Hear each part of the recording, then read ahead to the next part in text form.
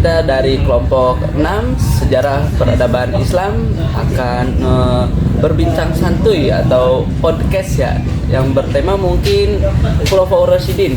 Kita akan mengambil satu khalifah yang bagus dan amat memotivasi, yaitu Umar bin Khattab. Ya, mungkin karena ada pepatah ya mengatakan tak kenal maka tak sayang, kita akan berkenalan dulu.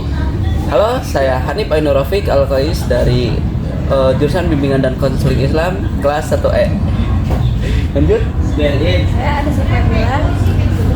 Halo, nama saya Gevira. Halo, nama saya Marisa Dwi Lestari. Halo, nama saya Melisa Cahyadiro. Di pinggir pantai matahari tenggelam. Cakep. Sembari lihat makan sashimi. Cakep. Halo, kami dari kelompok 6. Selamat datang di podcast kami. Oke guys, sebelum kita masuk ke materi podcastnya, kita berdua sebagai moderator akan mengenalkan bagaimana sih sosok Umar bin Khattab itu. Dipersilakan untuk Marisa terlebih dahulu. Nah, di sini saya akan sedikit menceritakan sosok Umar terlebih dahulu. Umar bin Khattab merupakan tokoh sahabat Nabi yang dicintai oleh Nabi SAW dan sahabat lainnya, serta Umar bin Khattab juga disegani oleh lawannya. Umar juga terkenal karena ketegasannya dalam beragama.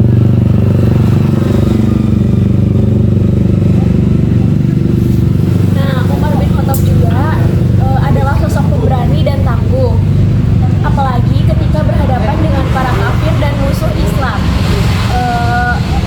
Hingga Nabi pun menyebutnya dengan sebutan Al-Faruq, sang pembeda dari para sahabat yang lain dalam berdakwah dan menyebarkan Islam, karena kecerdasan dan keberaniannya dalam membedakan yang baik dan yang batil. Nah guys, tadi sudah mendengar sedikit sosok Umar bin Khattab. Nah, mari kita langsung saja berbincang tentang sosok Umar bin Khattab ini. Nah, gimana sih menurut kalian ya sosok Umar sebelum masuk Islam? Nah, jadi sebelum Umar bin Khattab masuk ke Islam itu, beliau merupakan sosok yang keras, sosok yang pemberani dan disegani oleh masyarakat terdahulu. Dan Umar juga pernah menentang Nabi Muhammad SAW karena beliau beranggapan bahwa Rasulullah ini merupakan pemicu terpecah belahnya umat di masyarakat di Mekah terdahulu itu. Jadi kayak orang tua berpisah sama anaknya atau istri yang mulai berani menantang suaminya, ya kayak gitu sih. Soalnya kan dulu Islam juga dakwah masih sembunyi-sembunyi. Betul. Jadi belum terkenal banget. Nah, mengenal sosok Umar, bagaimana sih perjalanan Umar itu sebelum mengenal Islam? Jadi dulu itu ya waktu Umar masih kecil, Umar tuh udah terkenal gigih. Jadi dulu itu waktu masa kecilnya ketika teman-teman seusianya main, dia malah ikut ngebantuin menggembala domba ayahnya. Terus juga Umar ini suka berdagang gitu, menghabiskan banyak waktu untuk bermain, tapi Umar malah menggembala domba. Terus suka menghabiskan waktunya untuk melatih kekuatan diri, gulat gitu, berkuda, main pedang kayak gitu. Jadi Bermanfaat ya. iya betul. Terus juga di sini ada dua kisah ya. Iya. Mendeskripsikan bagaimana Umar masuknya agama Islam. Nah, yang pertama itu pada saat Umar ingin bermalam di luar rumahnya dan pergi menuju Ka'bah. Saat itu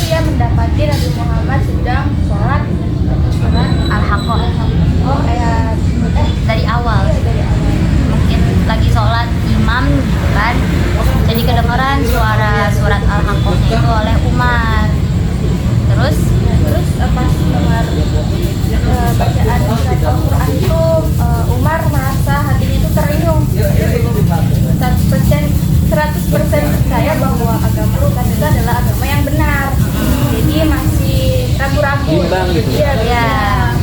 Jadi waktu awal surat itu dibacakan, Umar itu menganggap oh ini nih kayaknya yang diceritain sama kaum Quraisy dahulu, kaum Quraisy teman-temannya dia gitu.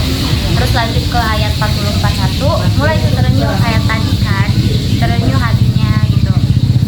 Tapi nyangkanya ini bukan orang sembarangan nih, ini pasti kayak dukun gitu, istilahnya kayak gitu. Sampai akhirnya Nabi sampai ke akhir surat Al-Ahqaf, Umar itu udah mulai Islam tuh mulai masuk ke hati. Iya, masih awal-awal lah, benih-benih gitu ya. Terus ada juga cerita lain gitu, di mana dulu itu Umar di Mekah itu ada kericuhan. Nah, Umar itu udah nyangka kalau misalnya kericuhan itu disebabkan oleh Nabi Muhammad. Jadi beliau ini udah pegang pedang, terus tergesa-gesa banget gitu. Sampai akhirnya ketahuan sama beliau ini Umar ini menuju ke rumah Arkom kan. Terus karena tergesa-gesa ditegur sama Nu'aim bin Abdullah, kayak kamu tuh mau kemana, tergesa-gesa banget. Kata Umar, saya mau ketemu Nabi Muhammad, saya mau ke rumah Arkom, saya mau ngebunuh aja. Terus kata Nu'aim itu kalau Muhammad kau bunuh, nanti gimana dengan perlawanan dari Bani Hashim, dari kelompok keluarganya Nabi Muhammad? Terus kata Umar, kayaknya kamu udah terhasut gitu ya. Iya, udah terhasut sama kamu, pokoknya udah penganut Nabi Muhammad ya gitu. Jadi dia tetap aja tuh masuk ke rumahnya Arkom. Sebelum masuk ke rumahnya Arkom, si Nu'aim itu bilang, kamu Umar, iya, saudara perempuan Sa'idah kamu itu udah keluar dari haram, udah masuk ya, berarti udah masuk ke agama Islam. Iya. Terus Umar dengan sama marah akhirnya langsung masuk aja itu ke rumah Arkom gitu kan. Tapi di balik rumahnya itu ada bisik-bisik sesuatu. Umar kan penasaran, akhirnya ngotok-ngotok langsung buka. Kalian bisik-bisik apa sih gitu kan? Saudara perempuannya. Iya, jadi di dalam bilik itu ada saudara kandungnya sama ipar. Terus Umar nanya, kalian lagi apa sih di dalam bisik-bisik gitu kan? Enggak, lagi ngobrol aja, kata saudara iparnya tuh. Oh itu mereka itu lagi belajar Al-Quran. Iya.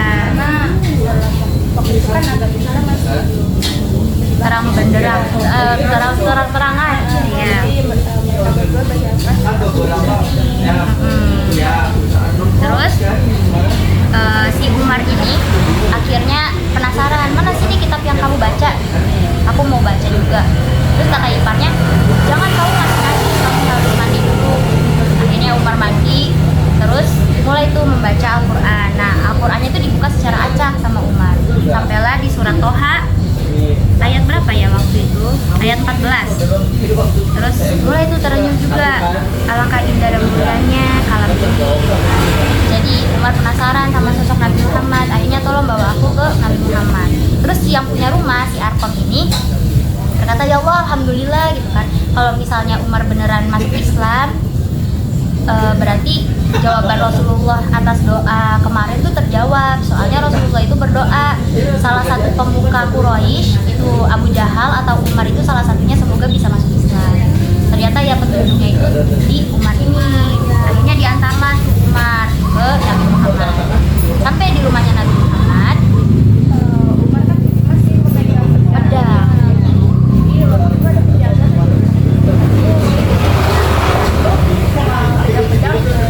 Beliau ya si penjaga itu berasumsi bahwa Umar ingin membunuh Muhammad. Jadi penjaga itu memberitahu dulu informasinya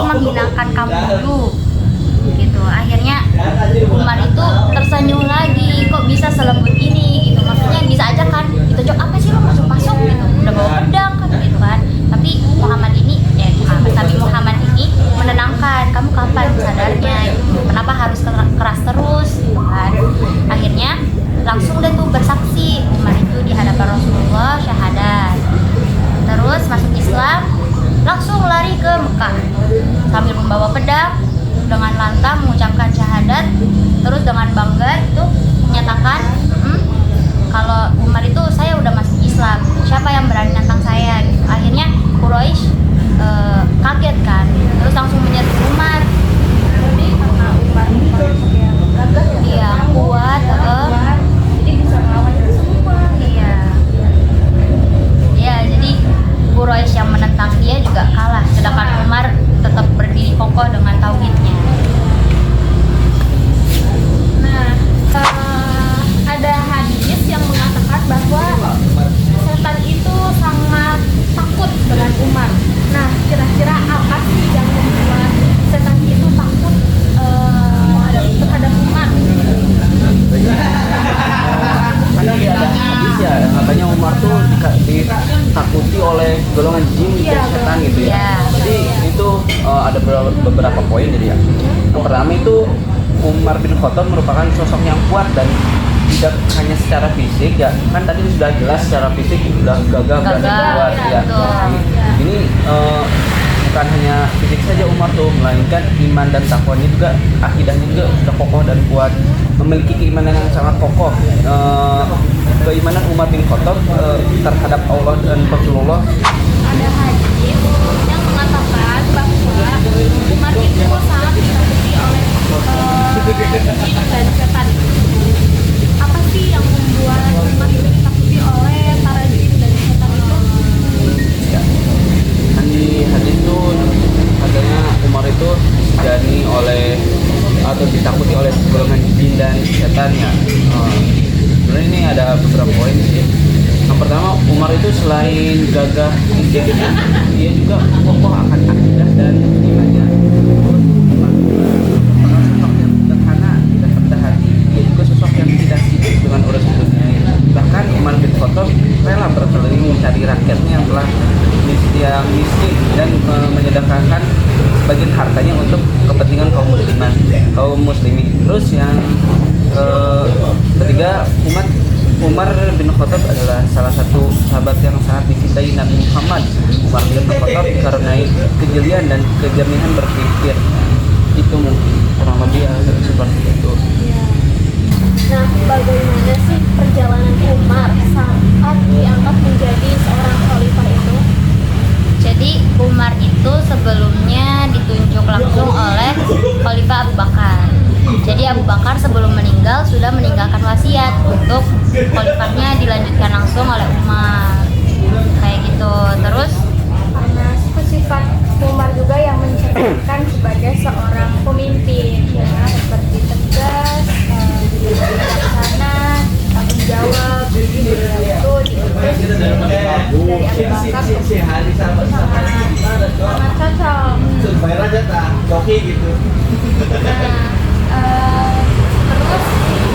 berapa lama sih Umar itu menjadi seorang khalifah? Umar menjabat itu 10 tahun. 10 tahun lama.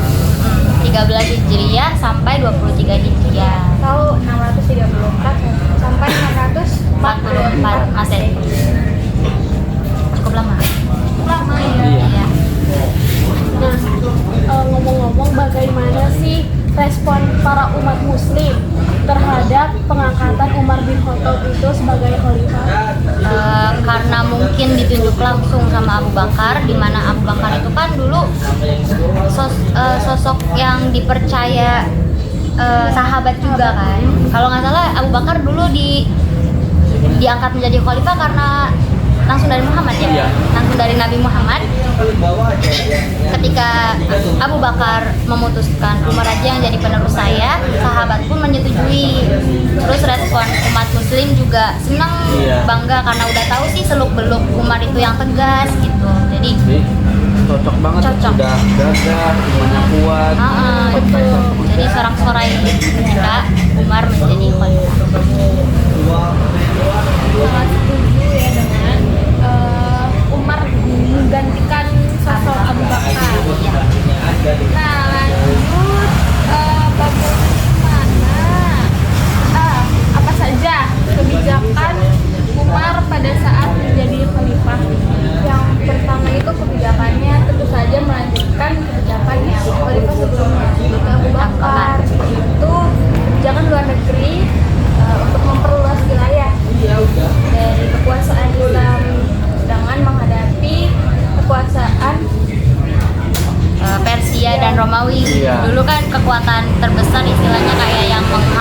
mendominasi. Iya, menghalangi juga Islam itu untuk berkembang itu ya dari kekuatan Romawi sama Persia.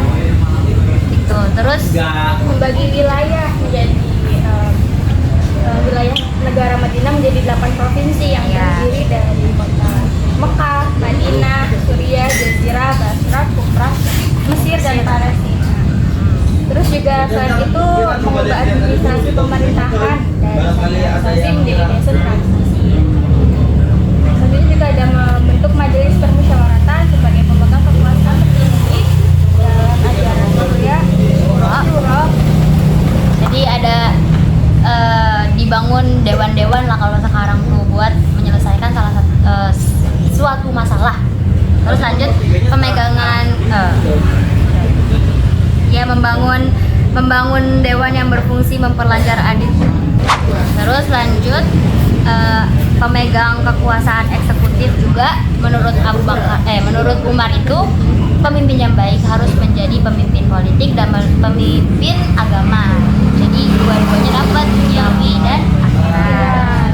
Terus betul membentuk dewan yang mengurusi administrasi, terus membangun irigasi untuk masyarakatnya, sama membangun gedung-gedung sipil buat ya kegiatan politik lah kayak kantor-kantor gitu. Terus menjabarkan tugas-tugas gubernur. Ya tadi tugas gubernur itu harus memimpin rakyatnya dengan cara politik yang baik sama agama yang baik juga. Terus tadi ya ada misi dari Abu Bakar yang dilanjutkan oleh Umar bin Khattab, yaitu memperluas wilayah. Karena ya tadi kekuatan terbesar ada di Persia dan Romawi, jadi pada zaman Umar itu ada beberapa perang.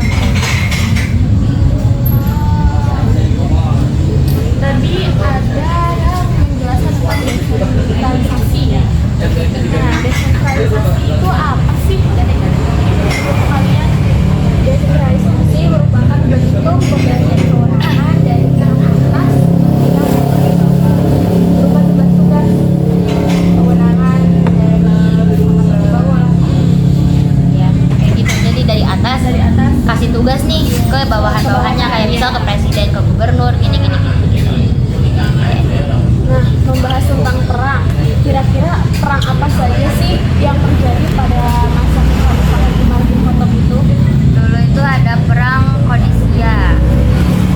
Perang itu sama Persia waktu itu.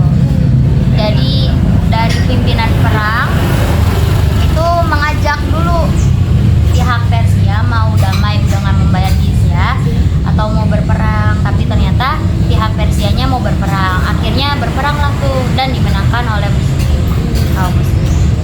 Terus yang kedua ada perang Nahrawan.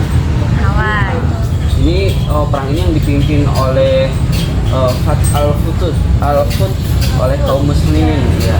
Perang ini juga alhamdulillah menang gitu ya. Iya. Sehingga mudah untuk menguasai wilayah-wilayah Persia dari menghasilkan, jadi mudah untuk mencakup wilayah-wilayah. Mana ya bilang guys? Kirain dari Ya. Nah, lanjut ke perang ketiga, yaitu ada perang di Yarmouk, di mana perang ini dipimpin oleh pertempuran dengan bangsa Romawi. Terus alhamdulillah dimenangkan juga oleh kaum muslimin karena penduduk Romawinya juga merasa udah capek mungkin dikepung lama-lama gitu. Terus merasa tertekan. Iya, jadi apa nih ujungnya gitu. Akhirnya mengajak damai karena Islam itu kan mencintai kedamaian. Iya. Jadi ya daripada berperang ya mending berdamai kan. Terus lanjut ada Palestina. Siapa yang nggak tahu Palestina sekarang lagi panas-panasnya Iya, kan? lagi Hamas. tren ya. Iya. Nah, dulu di zaman Umar Palestina juga pernah ada tuh pertikaian, bukan pertikaian ya, perang gitu ya. Iya. Tapi dulu di zaman Umar mah damai gitu. Jadi dulu di kota pesisir pantai ada pembebasan wilayah dari Umar, itu ditunjuk salah satu pemimpin, dibebasin udah. Di pedalaman juga ada salah satu pemimpin, terus udah dibebasin. Nah, ada salah satu kota yang warganya itu tidak mau gitu diislamkan istilahnya. Akhirnya warganya itu aslinya menunggu dari Herodius, menunggu bantuan dari Herodius nggak datang gitu. Akhirnya penduduk kota Al-Maqdis minta buat Abu Sufyan, si Muawiyah ini untuk panggil Umar aja deh, ngobrol gitu. Nah, Umar datang tuh ke penduduk kota Al-Maqdis, maunya gimana. Terus akhirnya yang nggak mau diislamkan gitu kan, jadi penduduknya kan bilang nggak mau diislamkan. Terus Umarnya bilang ya udah nggak apa-apa, kalian tetap dengan agamanya masing-masing. Jadi gereja-gereja pun tidak istilahnya tidak dihapuskan gitu.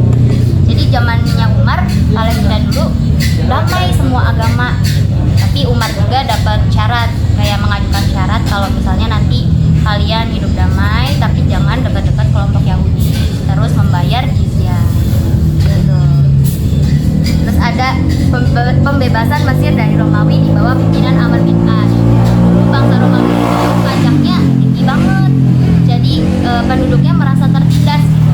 Ketika Islam datang membebaskan kota Mesir tadi, penduduknya merasa gembira karena merasa udah terlepas dari siksaan atau penindasan bangsa Romawi. Jadi dibangunlah, ada gubernurnya, terus ada irigasinya, yang kayak gitu. Nah, ngomong-ngomong tentang perkembangan nih, pasti kan ada perkembangan ya dari setiap sosok khalifah ini. Apa sih perkembangan yang terjadi pada masa Umar ini? Perkembangan pada masa Umar itu ada beberapa poin. Yang pertama yaitu membudidayakan musyawarah secara lebih luas di lingkungan masyarakat agar warga berpartisipasi dalam pembangunan. Jadi agar warga itu ikut serta dalam berbagai macam pembangunan. Terus ada melakukan penataan di bidang politik dan pemerintahan juga, yaitu pertama ada poin-poinnya. Pertama itu ada memperjelas perkembangan kekuasaan legislatif, dan eksekutif. Terus ada menertibkan administrasi pemerintahan pusat dan daerah sistem desentralisasi. Terus juga ada mewujudkan dewan-dewan pemerintahan juga. Terus selain di bidang politik, ada juga di bidang ekonomi dengan menggali potensi sumber-sumber pemasukan negara. Terus juga ada melakukan pembangunan di bidang hukum dengan membentuk peradilan yang independen, yang mandiri.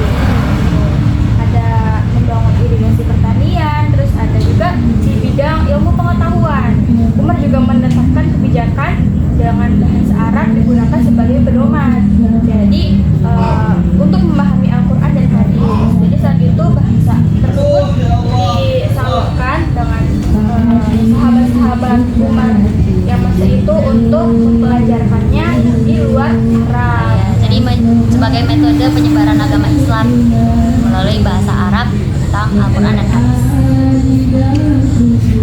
Nah, yang terakhir nih, Kak Pasha, kita udah masuk ke pembahasan yang terakhir aja ya, masuk ke penghujung ya. Nah, kira-kira bagaimana sih akhir dari masa kekhalifahan Umar untuk Kalau akhirnya itu bukan diturunkan, Umar itu bukan diturunkan kayak di demo gitu. Enggak, kalau Umar itu turunnya kekuasaannya itu dibunuh. Waktu itu tragisnya lagi sholat subuh ya, jadi imam ya. Jadi imam sholat subuh dibunuh tuh sama Abu Luhab. Jadi ya sangat disayangkan ya, pemimpin yang baik meninggalnya tragis. Insyaallah husnul khotimah. Insyaallah. Ya itu yang terakhir mungkin ya. Iya, betul.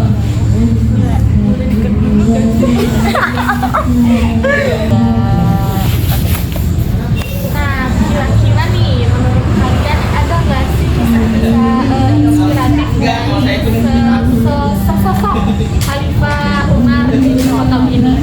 Ada ya. Kalau saya ada satu kisah yang menginspirasi banget sebagai seorang pemimpin itu apa ya? Umar itu istilahnya kata yang dekat. Jadi diceritakan oleh yang dekat sama beliau, Umar itu jarang tidur. Kenapa jarang tidur?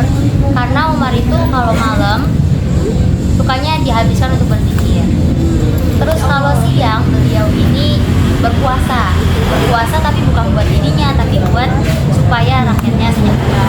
Jadi kayak ya Allah, semoga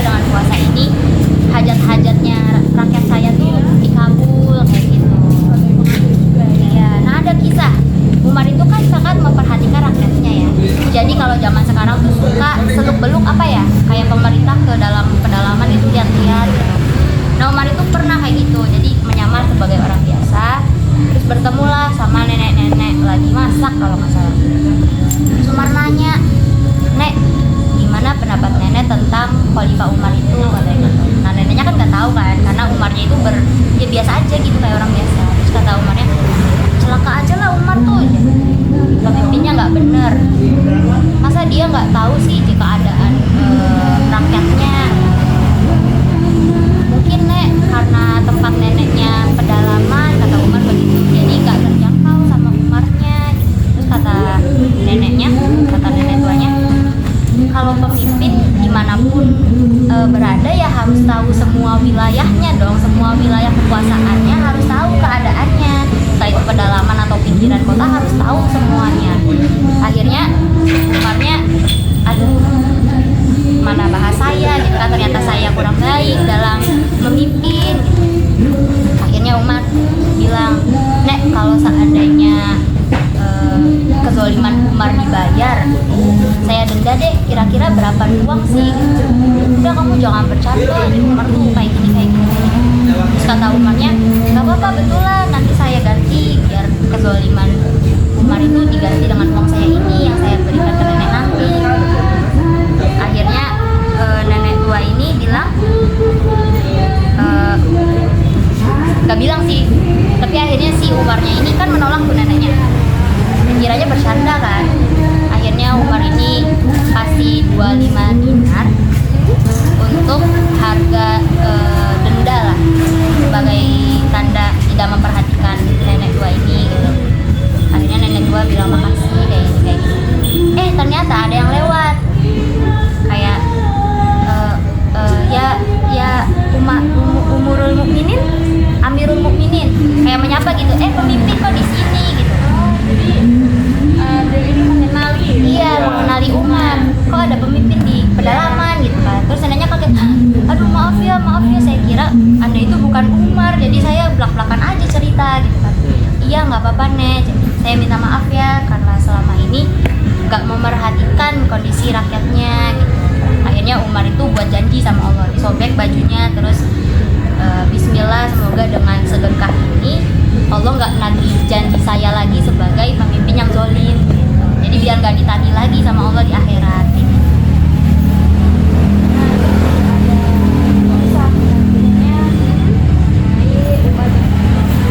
Disebutkan ya bahwa sosok Umar adalah sosok pemimpin yang selalu ingin tahu keadaan rakyatnya.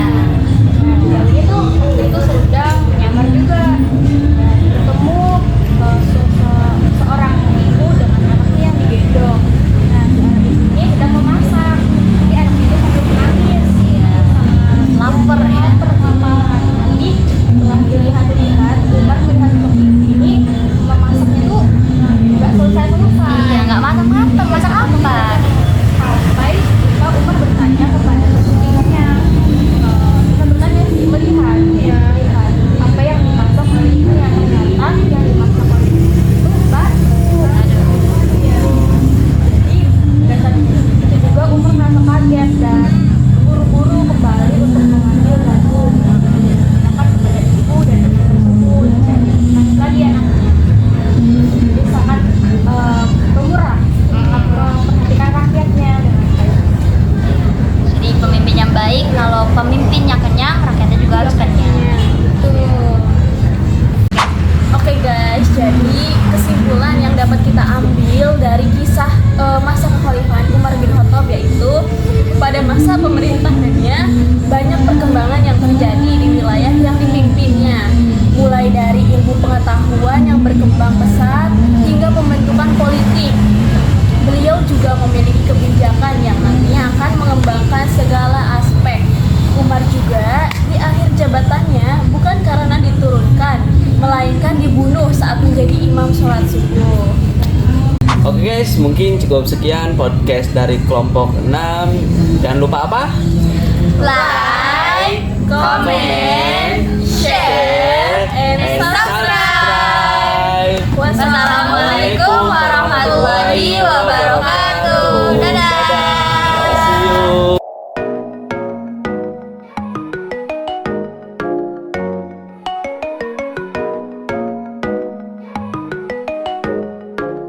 Now go